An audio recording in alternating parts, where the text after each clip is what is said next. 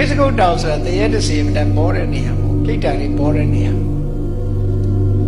အဲ့တော့အဲ့ဒီမှာရသော်ဘုရားသခင်ကိုတော့မြတ်ကိစ္စကုတ်တောင်ဆောင်မှာသတင်းသုံးပြီးတော့နေတာ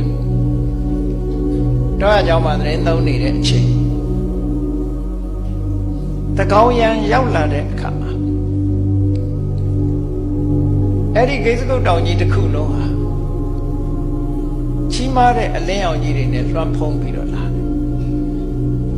ဘယ်သူတွေရောက်လာသလဲလို့ဆိုလို့ရှိရင်နမင်းကြီး၄ယောက်ရောက်လာကြတယ်ကိုရောင်ကိုဝါတွေနဲ့သူတို့လာတာရိုးရိုးမလာဘူးဝိသောနမင်းကြီးကရက်ခစစ်တပ်ကြီးနဲ့အချမ်းရံနဲ့သူကလာတယ်အင်မတန်မှများတဲ့ရက်ခစစ်တပ်ကြီးနဲ့လာတယ်အချမ်းရံနေနဲ့ဝိသောနမင်းဆိုတာမြောက်ဖက်အရပ်မှာနေတာမြောက်ရပ်ကိုအစိုးရအရှိရပ်ကိုပုရတိမေနတတရထောဆိုတာအရှိမျက်နှာမှာစောင့်ကြတဲ့နာမည်ကြီးကတတရထနာမည်လို့ခေါ်တယ်အဲ့ဒီတတရထနာမည်ကြီးကခန္ဓာပစစ်တကြီးနဲ့သူကအမြဲတမ်းကြီးမားများပြားလာတဲ့ခန္ဓာပစစ်တကြီးနဲ့ရသော်ဘုရားစီရောက်လာတောင်ရမျက်နှာမှာနေတဲ့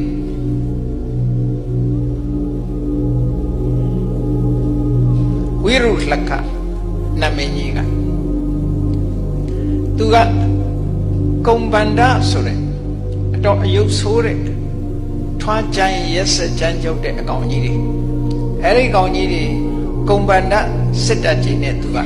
ခြံရံပြီးတော့မြတ်စွာဘုရားစီရောက်လာအနောက်မျက်နှာကိုစောင့်ရှောက်တာကြတော့ဝိရုပက္ခနမင်းလို့ခေါ်တယ်အဲ့ဒီဝိရုပက္ခနမင်းကနာဂစစ်တပ်ကြီးနဲ့နဂါးတွေနဲ့ခြံရံပြိတ္တတွေနဲ့ရောက်လာတယ်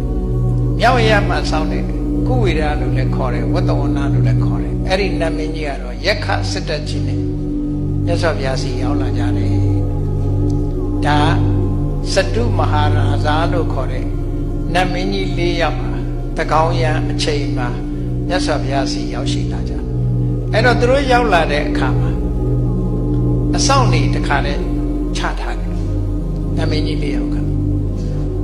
ဆိုင်ရာအယမျက်နှာတွေမှာအဆောင်နေချမြောက်ဘက်ကယက္ခစစ်တပ်အရှေ့ဘက်ကခန္ဓာပစစ်တပ်တောင်ဘက်ကကုံဗန္ဒစစ်တပ်အနောက်ဘက်ကနာဂစစ်တီနဲ့ဒီလိုရောက်ရှိပြီးတော့လာအဲ့ဒါလို့လာပြီးတဲ့အခါမှာမြတ်စွာဘုရားသခင်ကိုရမြတ်အနီးနမင်းကြီး၄ယောက်လာရောက်ရှိခိုးဝတ်ချကြတယ်အချမ်းရံပရိသတ်တွေနဲ့လာပြီးတော့ဝတ်ချကြတယ်အဲ့ဒီနတ်ပရိသတ်တွေသူတို့လာတဲ့စတုမာတဲ့နတ်ပရိသတ်တွေဟာမြတ်စွာဘုရားစီရောက်တဲ့အခါကျတော့တချို့ကမြတ်စွာဘုရားကိုလေးလေးစားစားဥချကြတယ်တချို့ကတော့မြတ်စွာဘုရားကိုရင်ကျေးဖွယ်ရာစွာနှုတ်ဆက်စကားပြောတယ်ရှမခိုးတချို့နတ်တွေကတော့သူတို့ရဲ့အမည်နာမတွေကိုပြောကြားပြီးတော့ဒီတိုင်းထိုင်နေကြတယ်သူဘယ်သူပါဆိုတာမြတ်စွာဘုရားကိုရှောက်တချို့နတ်တွေကတော့လက်အုပ်ကလေးချီပြီးတော့နေကြတယ်ရှစ်တော်မခုံတချို့နတ်တွေကတော့ငုတ်တုတ်ပဲထိုင်နေတယ်လူတွေထဲမှာလည်းအဲ့တိုင်ပဲဘုရားစီလာတဲ့အခါပိဋကတ်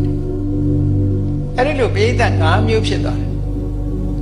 နံပါတ်1ပိဋကတ်ကဘုရားကိုချီညိုတဲ့ပိဋကတ်မြတ်စွာဘုရားကိုရှ िख ိုးဝတ်ချပြီးတော့တင့်တယ်လျောက်မှဆိုတာထိုင်နေတယ်ဆိုတဲ့နံပါတ်1အစုကမြတ်စွာဘုရားကိုအလွန်ချီညိုတဲ့ပုဂ္ဂိုလ်မြတ်စွာဘုရားကိုနှုတ်ဆက်စကားပြောပြီးတော့ဒီတိုင်းထိုင်နေတဲ့ပုဂ္ဂိုလ်တွေကယဉ်ကျေးတယ်လူမှုရေးအရာနှုတ်ဆက်ကြတယ်ဝမ်းမြောက်စကားပြောတယ်ဘုရားကိုကိုယ်ွယ်တဲ့ပုဂ္ဂိုလ်တွေမဟုတ်ဘူးနောက်တစ်အုပ်စုကတော့လက်အုပ်ကလေးတွေချီးနေတယ်ဆိုတဲ့အုပ်စုကြတော့ခွားထုတ်သမားတွေမပြတ်သားတဲ့အုပ်စုလို့ခေါ်တယ်သူတို့ချင်းချင်းဘုရားကိုရှိခိုးတယ်မကြည်ညိုတဲ့လူကဘာဖြစ်လို့ကောရမဘုရားရှိခိုးရမယ်လို့ဆိုရှိခိုးတာမဟုတ်ပါဘူးငါလက်အုပ်လေးပဲချီတာပါလို့ပြော